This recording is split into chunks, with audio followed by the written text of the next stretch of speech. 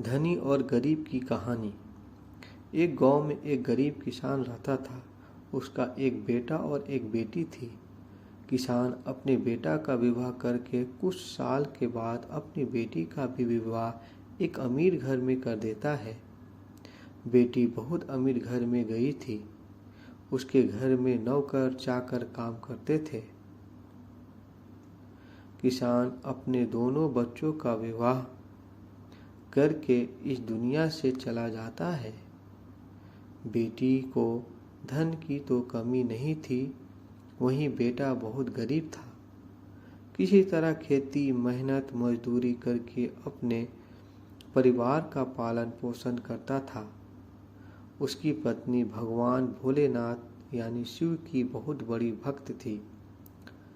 गरीब होने के बाद भी वह भगवान से कोई शिकायत नहीं करती थी।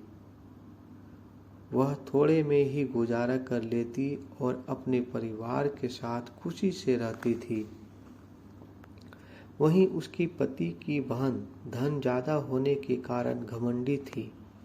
वह अपने भाई के गरीब के कारण उनसे कोई रिश्ता नहीं रखना चाहती थी। उसकी बहन धन के घमंड में इतनी चूर थी कि अपने भाई को देखना तक पसंद नहीं करती थी। समय बीतता गया और बहन के ननद की शादी पड़ी। उसने अपने भाई को बुलवाया तक नहीं। किसी तरह उसके भाई को पता चला और वह बिना बुलाए ही बहन के घर शादी में चला जाता है। बहन उसको देखते ही अपने नौकरों से कहकर घर से बाहर ही लौटा देती है। भाई भूखा प्यासा रोते हुए जा रहा था। तभी रास्ते में उसको एक बूढ़ी माँ मिलती है। उन्होंने उस भाई से पूछा, बेटा क्यों रो रहे हो? इतने में वह अपनी सारी दुखी कहानी बताता है। बूढ़ी माता ने उसे समझाकर चुप होने को कहती है। बूढ़ी माता जी गरीब किसान के बेटा से कहती है कि यहीं पास में मेरा बगीचा है, चलो कुछ खा के आराम कर लो। दोनों बगीचे में जाके खरबूज खाते हैं। फिर बूढ़ी माता ने एक थैले में खरबूज और कुछ खाने पीने का सामान रख के उसे वहां से घर भेज देती है। घर पहुंचने के बाद बच्चे सब अपने पिता के आगे पीछे घूमते हैं। उसकी पत्नी अंदर से पानी लेकर आती है और तुरंत थैला हाथ में लेकर देखने लगती है कि मेरी ननद क्या दी है। बेचारा भाई वहां से चला जाता है।